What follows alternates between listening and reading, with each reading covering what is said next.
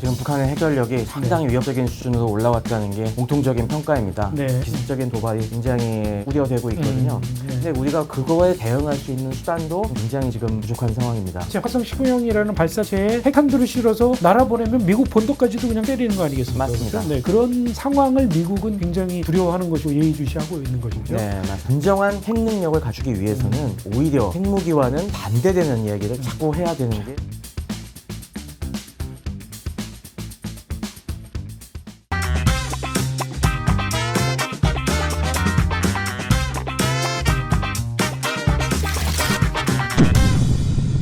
안녕하십니까 여러분, 세라테입니다. 요즘 대선을 앞두고 우리나라 징병제 문제나 또는 핵무장에 대해서 또 여러 가지 주장들이 나오고 있습니다. 큰 관심거리죠. 오늘은 한양대학교 기술전문대학원 겸임교수이자 밀떡으로 널리 알려져 계신 최승병 박사님을 모시고 우리 한국 국방의 미래에 대해서 한번 말씀을 들어보도록 하겠습니다. 안녕하십니까 박사님. 네, 안녕하십니까? 나와주셔서 감사합니다. 네, 초대해 주셔서 감사합니다. 핵무장 문제를 한번 좀 여쭤보려고 합니다. 우선은 이제 아무래도 핵무장 문제가 다시 제기가 되는 게 북한의 핵 개발이 워낙 가속화되니까 그런 걸로 인식이 되고 있는데 북한의 핵무장 상황은 어떻게 평가를 하십니까? 지금 북한의 핵전력이 상당히 위협적인 수준으로 올라왔다는 게 공통적인 평가입니다. 네. 벌써 북한이 핵실험을 시작한 지도 거의 20년이 다 돼가는 입장에서 그동안 당연히 여러 가지 기술적 노하우가 쌓이고 그리고 그동안 이 숨겨놓은 여러 시설에서 수많은 핵물질들을 이미 확보한 상태입니다. 핵전력의 가장 기본은 원자폭탄을 만드는데 필요한 재료, 우리가 흔히 얘기하는 핵물질을 갖다가 얼마나 확보했냐가 첫 번째 척도일 텐데요. 네. 이미 과거 영변 핵시설에서 재처리한 플루토늄이 한 85kg 정도 있을 거라고 얘기가 되고 있고 네. 지금 또 생산의 핵심은 고농축 우라늄, 그러니까 원심 분리기를 이용한 이 시설일 텐데요.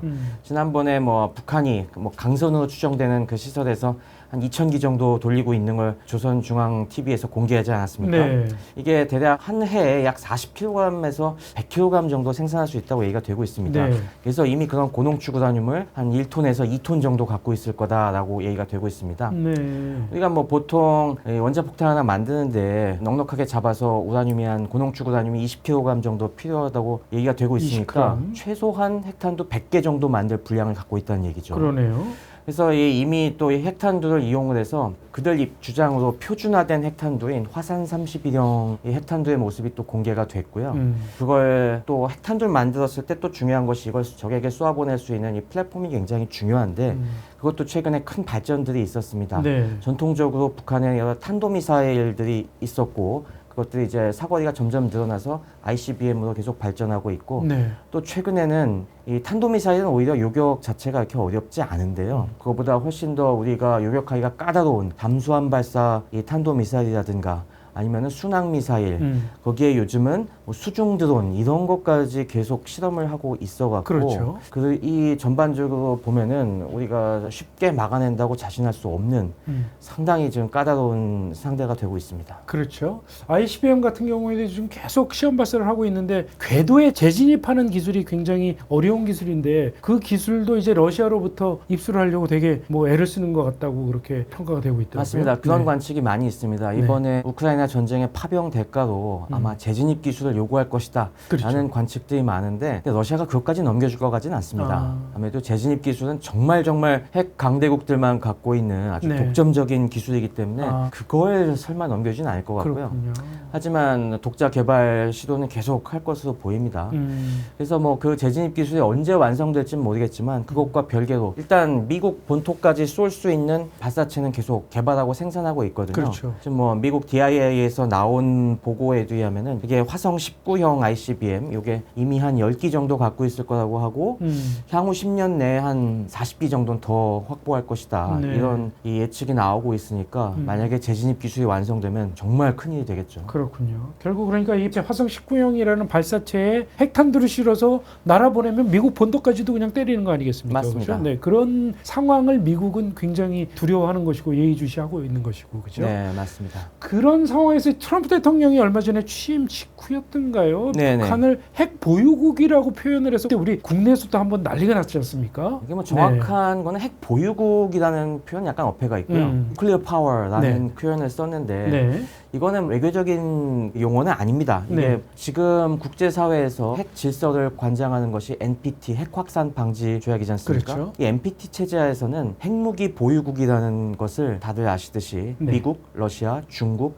영국, 프랑스 이 5개국으로 5개국. 딱 박아놓고 있습니다. 그래서 핵무기 보유국은 이 5개 절대 그 이상이 될 수가 없고요. 네. 다만 뭐 공식 비공식적으로 지금 갖고 있다고 얘기가 되고 있는 실질적으로 보유하고 있는 인도, 파키스탄, 이스라엘, 북한은 이 4개국을 추가해서는 핵 무장국이라는 표현을 쓰고 핵 있습니다. 무장국. 그러니까 뭐 네. 뉴클리어 파워라고 하는 게 그 핵 무장국과 동의어로 썼다고 보시면 될 겁니다. 네. 그러니까 갖고는 있지만은 음. 우리가 절대로 그 5대 강국과 같은 지위는 인정해줄 수 없는 그냥 그런 존재로서 지칭했다고 보는 게 합리적인 것 같습니다. 그렇군요.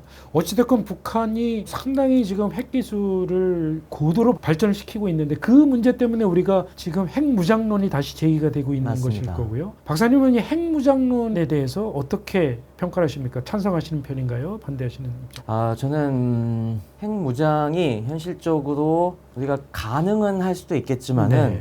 지금 우리 입장에서 쉽게 꺼낼 이야기는 아니라고 생각합니다. 아무래도 지금 이 NPT 체제라는 것이 공고한 상황에서 네. 우리가 굳이 여기에 역행하는 우리는 뭐 북한과 같은 깡패 국가도 아니고 자유민주주의 진영의 굉장히 중요한 국가인데 네. 우리가 국제 규범을 준수하고 거기에 순응하면서도 우리의 안보를 지켜나간다는 우리의 떳떳한 대의를 지키기 위해서는 네. 우리가 이 핵무기 보유국을 거기에 뭐 끼어들어간다. 우리가 불량적인 이런 핵 무장국이 될 생각은 없다는 면에서는 그 점은 확실히 해야 한다고 생각하고 있고요. 그렇군요.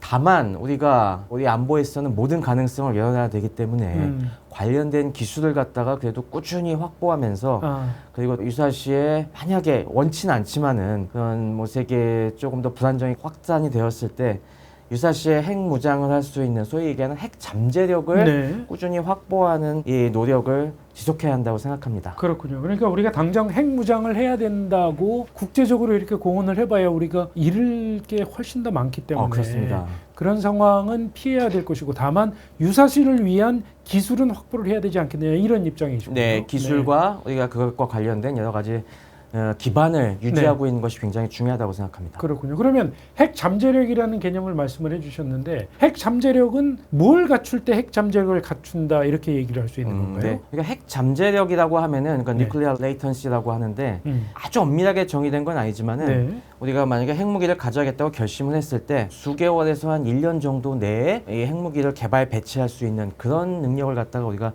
핵 잠재력이라고 보통 얘기를 네. 하고 있습니다. 근데 핵 잠재력은 수준의 근데 차이가 굉장히 많이 있습니다. 이게 핵무기를 갖다가 우리가 개발하고 배치해서 운용하는 하나의 전 주기를 생각해 봤을 때 오히려 핵무기를 한두 개 만드는 것까지는 어렵지가 않습니다. 네. 그거는 우리가 여러 가지 방법으로 핵 물질을 갖다가 정제해갖고 거기다가 기폭장치만 달면 되거든요. 네. 이거 자체는 굉장히 간단할 수가 있는데 사실 진정한 핵 보유국이 되기 위해서는 그 뒷문제가 훨씬 큽니다. 네. 그렇게 해서 만든 핵탄두를 갖다가 투발할 수 있는 여러 가지 플랫폼을 갖추고 있어야 되겠고요.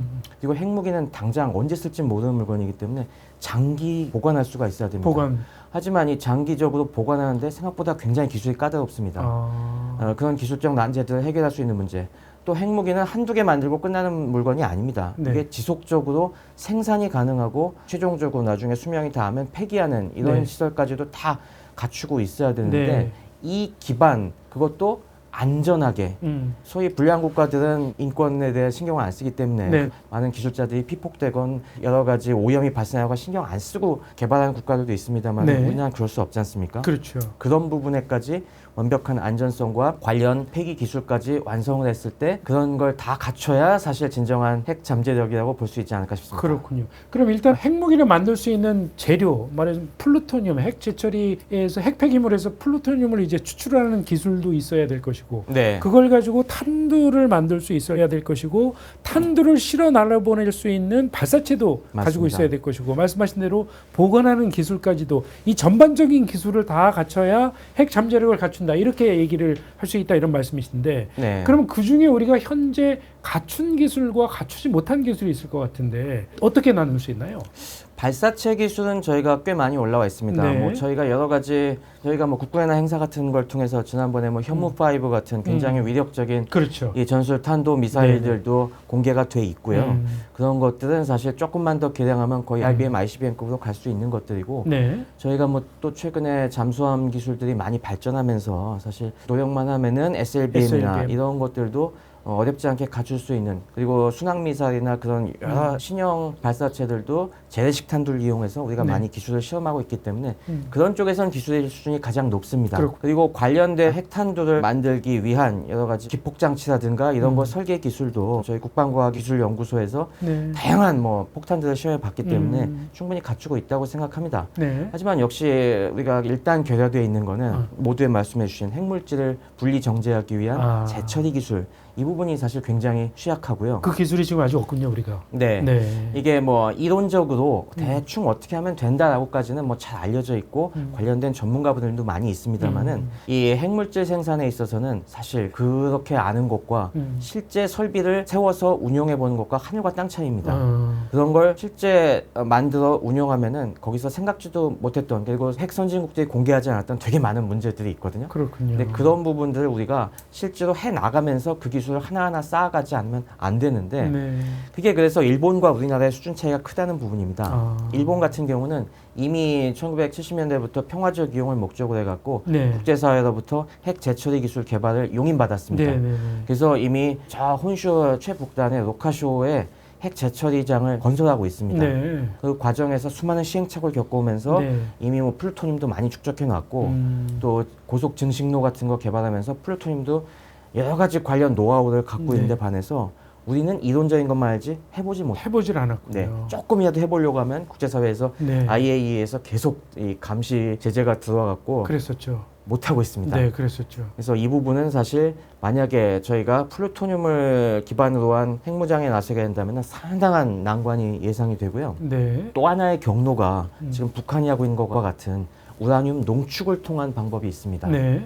그러니까 우라늄이 보통 천연 우라늄 같은 경우는 그 중에서 핵분열을 일으킬 수 있는 물질이 우라늄 235라는 게 0.7%가 있는데 이걸 기체로 만들어 갖고 계속 농축을 시켜서 원심 분리기는 소위 얘기하면 세탁기에 들어가는 그 탈수기랑 비슷하다고 생각하시면 되는데 돌리는 빠른 속도로 돌리는 거죠. 아주 고속으로 돌리면서 이제 가벼운 우라늄 230을 계속 모으는 방식인데요. 이 방식은 훨씬 그 방사성 폐기물에 의한 오염 정도라든가 이런 것이 적고 네. 에너지도 훨씬 적게 들어가고 안전하긴 합니다만은 이것도 역시 우리가 만들어 보질 못했습니다. 그렇군요. 관련 기술은 충분히 있긴 있는데 네. 실행을 안 해봤기 때문에 이것도 우리가 좀 시행착오가 필요합니다. 말씀하신 대로 결국 국제적으로 용인을 받아서 우리가 핵무기를 만들려는 게 아니라 평화적인 목적으로 한번 실험을 해보고 그 기술을 한번 가져보려고 하니 용인을 해달라라는 그런 설득 작업을 먼저 해야 되겠네요, 국제사회를. 맞습니다. 네. 지금 국제사회는 항상 우리의 여러 가지 원자력 기술, 지금 우리나라가 전 세계적으로 뭐 K 원전 수출도 많이 하고 굉장히 상업용 발전용 원자로 기술에서 아주 뛰어난 능력을 갖고 있지 않습니까? 네. 그래서 굉장히 평화적 목적을 강조합니다만 항상 이 정도의 이 원자력 강국인 한국이 네. 혹시나 딴 마음을 먹지 않을까 하는 의구심을 계속 갖고 있거든요. 네. 우리가 그런 면에서 핵무장이라는 이 목적을 갖다가 너무 앞에 내세운다는 거는 자충수라고 생각이 됩니다. 그렇군요. 우리는 아직도 이렇게 기술적으로 아직 부족한 부분들이 많이 네. 있고 이거는 우리가 철저하게 평화적인 목적을 위해서 필요한 것이다. 네, 네. 이를테면 아까 얘기한 우라늄 농축 같은 경우도 네, 네. 꼭 무기를 만들지 않더라도 우리가 차세대 원전을 개발하기 위해서는 약 한 무기용은 90%까지 농축을 해야 됩니다만은 차세대 원전 같은 경우 10%에서 20% 정도의 농축은 필요하거든요. 그런 목적으로 우리가 충분히 테스트해볼 명분이 있거든요. 우린 지금 이것도 안 해봤습니까? 10% 20% 수준의 농축조차도? 네, 지금 한미 원자력 협정에서는 20%까지 농축이 가능한데도 네. 지금 우리가 거기까지도 제대로 시험을 못 해보고 있습니다. 그건 왠가요? 할 수 있는데 왜 안 하고 있는 걸까요? 그게 뭐 여러 가지 예산 문제들도 있고, 네, 좀 복잡한 내부 사정들이 있습니다. 근데 하여튼 그런 걸 지금 계속 하자고 하자고 얘기들이 많이 나오고 있는데 내부적으로 이견이 좀 있는 모양이죠. 네, 그런 쪽에 문제들이 있고 네. 지금 20%까지 농축을 하기 위해서는 결국에 이게 지금 쓰고 있는 한국형 경수로에 들어가는 게 아니라 네. 결국에 뭐 저희가 개발하고 있는 차세대 원전들에 들어가야 되는데 아무래도 우리가 탈원전을 하냐 마느냐 그런 문제들 때문에 이런 관련된 여러 가지 프로젝트들이 지금 좀 불안한 상황입니다. 그렇겠네요. 그래서 거기에 꾸준하게 지금 연구개발 투자들이 네. 좀 못하는 상황입니다. 결국 이게 탈원전 문제하고도 또 연결이 돼 있고 원전을 개발을 하느냐 축소를 하느냐 이런 거에 또 이데올로기 문제까지 또 관여가 돼 있겠군요. 아, 네, 맞습니다. 네, 네. 결국에 이런 민군 겸용의 기술을 개발하기 위해서는 네. 사실 이게 기존에 우리가 갖고 있던 항수도 기술만 거기 집착해서는 안 되거든요. 여러 가지 요즘 얘기가 되고 있는 네. 신형 차세대 원전 기술을 갖다가 개발하는 와중에서 그런 것들도 같이 얻을 수 있을 것인데 네. 그 부분에서 아예 원전 자체를 없애버려야 한다는 이런 주장하시는 분들도 많아서 그렇군요. 그 예산 확보라든가 특히 관련 인력을 꾸준히 양성하는 게 어려운 상황이죠 지금. 그렇군요. 지금 이번에 그 국민의힘에서 후보로 나온 김문수 후보 같은 경우에도 핵 잠수함을 갖추자 뭐 이런 주장을 하고 있고 네. 이재명 후보 같은 경우에도 지난 대선 때 핵 잠수함이 필요하다 뭐 이런 얘기를 한 적이 있었는데 핵 잠수함을 갖자는 그런 주장은 어떻게 보십니까? 핵 추진 잠수함에 대해서는 굉장히 뭐 그럴듯해 보이죠. 근데 네. 이거에 대해서는 저희가 좀 주의해야 될 필요가 있습니다. 이 원자로 기술 중에서 가장 고난이도 기술이라고 얘기되는 것이 네. 그런 잠수함 추진용 원자로 기술입니다. 네. 미국이나 러시아 같은 선진국들도 엄청난 노력을 기울였습니다. 네. 이걸 저는 어떻게 비유하면 좋을까 생각해 봤는데요. 사실 원자력 기술 중에서 원자 폭탄을 만드는 기술은 사실 생각보다 어렵지 않습니다. 예, 아까 얘기한 것처럼 만드는 것까지는 쉬운데 관리하는 게 더 어려울 뿐이죠. 우리가 근데 그거보다 더 어려운 게 안정적인 핵 이 반응을 관리하면서 전력을 뽑아낼 수 있는 네. 민간용 원자로 기술이 훨씬 더 어렵습니다. 그거는 정말 만에 하나라도 사고가 나면 안 되기 때문에 네. 어마어마한 안전 설계가 들어갔거든요. 음. 그래서 훨씬 어렵고 잠수함에 들어가는 거는 그거보다도 한층 더 어렵습니다. 이게 무슨 차이가 있냐면은 우리가 원자력 발전소 같은 경우는 되게 출력을 일정하게 뽑아냅니다. 네. 그렇기 때문에 이를테면 뭐 엔진으로 따지자면은 악셀을 갖다가 일정하게 밟고 가는 그런 거라고 생각하시면 되는데 네. 군용 잠수함이라고 하는 거는 급가속을 했다가 갑자기 멈추기도 했다가 출력이 제각각으로 왔다 갔다 해야 되기 때문에 그런 부하 변동을 견딜 수 있는 그런 원자로를 만드는 건 훨씬 더 어렵고요. 네. 그리고 굉장히 좁지 않습니까? 잠수함이. 네. 그만큼 소형화도 시켜야 되고 이게 만에 하나 역시 밖에서 무슨 어뢰라든가 이런 걸 맞았을 때도 이게 터지면 안 되고 안정적이어야 되겠죠. 네, 그리고 장기간 네. 쓸 수 있어야 되는 이런 기술이 총체적으로 집약이 된 게 어떻게 보면은 네. 이 원자력 잠수함용 원자로 기술이기 때문에 사실 이걸 개발하자고 하는 거는 너무나 어려운 걸 그냥 해보자라고 하는 어떻게 보면 그냥 선언적인 의견이라고 볼 수가 그러니까 있습니다. 가장 어려운 수준의 핵무기 개발 이런 기술이라고 네, 볼 수 관련 있겠군요. 원자력 기술을 확보하자라고 하는 그런 것인데요. 네. 그걸 꼭 그런 식으로 또 이름을 붙여야 되나라는 생각이 듭니다. 저는. 아까 하신 말씀 들어보면 이걸 너무 내놓고 예를 들면 대선 후보가 이런 얘기를 굳이 내놓고 할 필요는 없겠네요. 맞습니다. 네. 그러다 보니까 이거 관련된 기술을 갖다가 저희가 기초 연구를 하기 위해서 네. 뭐 미국이나 이런 선진국과 공동 연구를 한다고 해도 우리가 핵 추진 잠수함 만들기 위한 연구를 할 테니 같이 연구합시다라고 하면 누가 그걸 허용을 해주겠습니까? 네. 그런데 우리가 잘 생각을 해보면은 이게 관련된 기술이 꼭 핵 추진 잠수함에만 쓰는 게 아니거든요. 우리가 보통 차세대 소형 원전 SMR이라고 혹시 들어보셨습니까? 네. 바로 이 SMR 기술이 핵 추진 잠수함용 원자력 기술이랑 연결이 되어 있습니다. 아. SMR이라고 하는 것이 소형으로 만들어서 어디 그냥 컨테이너에 실어갖고 격오지에다 네. 쓸 수 있는 원전 그런 걸로 얘기가 되고 있지 않습니까? 네. 잘 생각해 보시면은 어디 그냥 이 발전소가 아니라 네. 잠수함에 그걸 실으면 잠수함에다 그게 실으면 그게 바로 그렇겠네요. 핵 추진 잠수함이 되는 겁니다. 네네. 그래서 사실 우리가 이걸 갖다가 기존에는 이 스마트라는 우리 한국형 SMR 개발하는 게 있습니다. 네. 그 스마트 기술만 잘 발전을 시켜도 사실 이건 되는 겁니다. 그러니까 사실 기존에는 우리가 그런 소형 모듈 원전 뭐 쭉 연구하는 목적으로 잘 쌓고 있었는데 네. 갑자기 여기다가 잠수함용으로 쓰일 수 있는 기술이다 하고 딱지를 붙이는 순간 네. 전 세계의 경계 대상이 되는 겁니다. 그러니까 저는 이런 문제에 그러네요. 대해서 정치권에서 음. 핵추진 잠수함 이런 용어는 붙이지 말고 성급한 탈원전 얘기나 하지 말고 네. 우리 차세대 SMR 기술을 개발하겠습니다. 그냥 우리 그러네요. 평화적 목적을 위해서 원전 기술의 앞으로 평화적 확산을 위해서 노력을 하겠습니다. 네. 차라리 이렇게 레토릭을 바꿔야 음. 오히려 핵추인 잠수함에다가 다가갈 수 있다고 생각합니다. 핵 잠재력을 갖추기 위해서라도 그런 레토릭으로 나갈 수밖에 없겠군요. 맞습니다. 이게 진짜 역설적인 문제인데 음. 진정한 핵 능력을 갖추기 위해서는 오히려 핵무기와는 반대되는 이야기를 자꾸 해야 되는 게 평화적인 목적을 맞습니다. 얘기를 그게 하고. 정치권의 저는 의미라고 생각합니다. 네, 네. 그리고 그걸 갖다가 이게 혹시 군용으로 쓰일 수 있을까라는 가능성을 탐색하는 거는 네. 과학기술자들의 몫이고요. 그렇군요. 네. 네. 또 이제 뭐 조금 다른 말씀을 여쭤보면 우리가 자꾸 핵무장론을 제기를 하는 쪽에서는 지금 네. 그 내세우는 이유가 지금 트럼프 대통령이 과연 유사시에 우리를 위해서 핵우산을 펼칠 것이냐, 핵보호를 할 것이냐에 대해서 확실하게 얘기를 안 하고 있어서 불안감을 갖고 있다. 이런 네. 주장을 많이 하거든요. 실제로 그렇습니까? 그러니까 미국이 유사시에 우리를 핵우산으로 보호하지 않을 가능성도 있나요? 아직까지는 네. 그래도 미국의 확장된 핵 억제력 제공을 믿을 수준이라고 봅니다. 네. 아직은. 네.